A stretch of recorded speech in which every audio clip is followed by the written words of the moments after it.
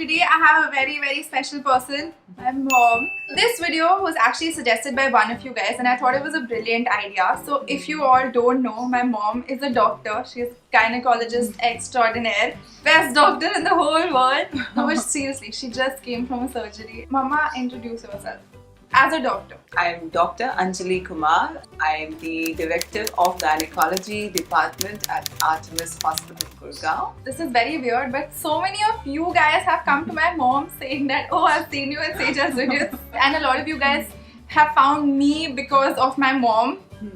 Cross promotion. My mom is very famous. She's very famous. So today basically the idea is to discuss a few questions that a lot of young girls have. I've also had these questions, my friends have had these questions, and I've realized that we're very kind of awkward and shy about going to a gynecologist and actually voicing these questions. We may be googling them, but it's always best to get information from a credible source, and I thought it was a good idea since my mom is a doctor. We should utilize that, and I hope this video helps. So interview starts now.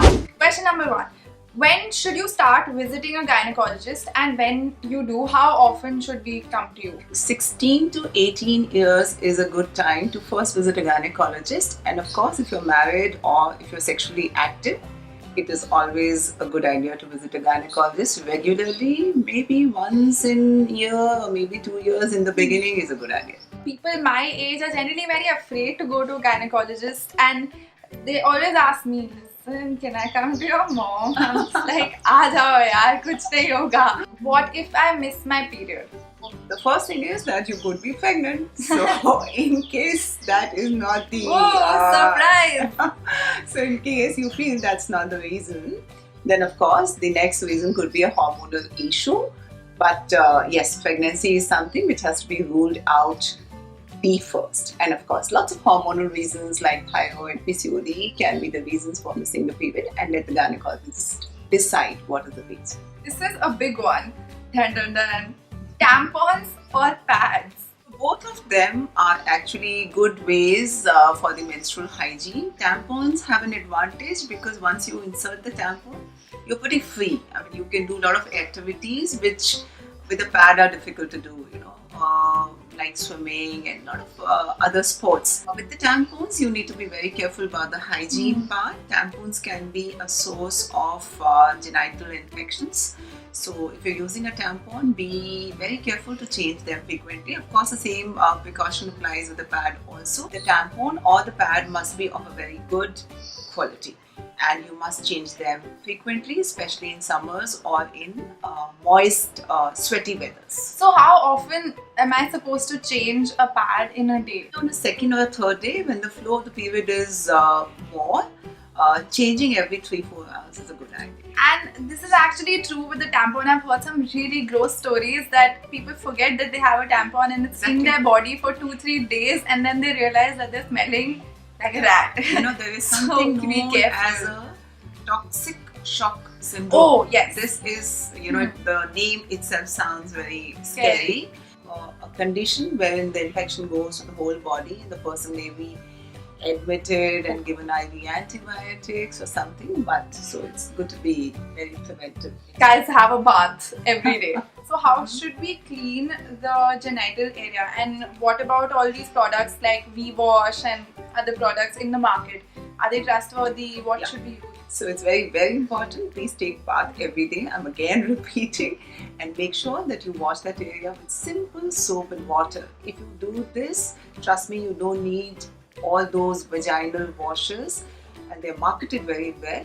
But in case somebody is having recurrent infections, then yes, of course, it's a good idea to use them because it maintains the vaginal pH. And of course, people who are sexually active, again, sexual hygiene is very important for people to use a condom because that's the best way to prevent genital infections. This might be for the slightly grown-up audience, that a lot of people have these kind of myths that you can't, if you're sexually active, you can't, awkward. Is a safe or not safe? Yeah, exactly. Yeah.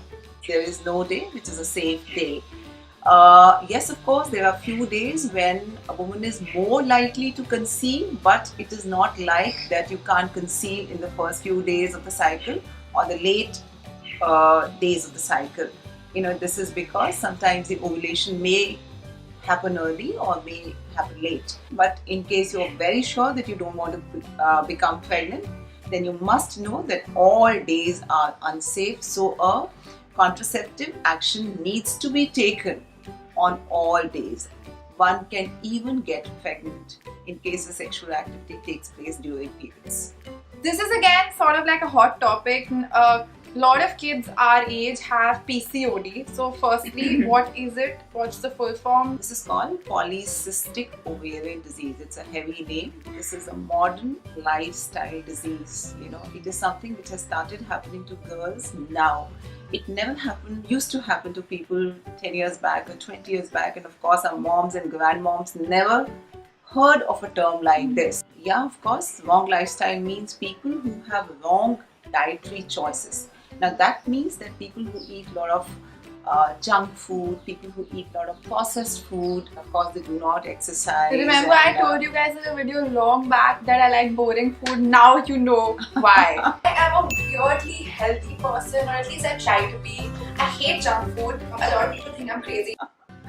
So mom always serves boring food. Actually, yes, it's always the roti, sabji, dal, chawal which is the best. Important point, a lot of stress and worry also make a person predisposed to this. Yeah. So people who are constantly on the move, worried with their office and work schedules and not eating at right times, not sleeping at right times. I always tell her it's very important to sleep at the right time. But this, I'm sure everyone will say this, but for a person my age who's probably working in a corporate job, they have a very difficult schedule. They don't get the time. So what can a person like that do? So we need to find out our own ways. If you feel that your office is going to finish at 10 o'clock or maybe 12 o'clock, please carry your dabba at office and eat homemade food. Make sure when you come back home, quickly change, go off to sleep. And remember, it's important to have uninterrupted 7 hours of sleep every day minimum. It's very important for the body to recover and recuperate from all the fatigue and all the stresses it undergoes the whole day. Whether you like going to a gym, or you like doing yoga, or you like doing swimming, or you like going for a Zumba class.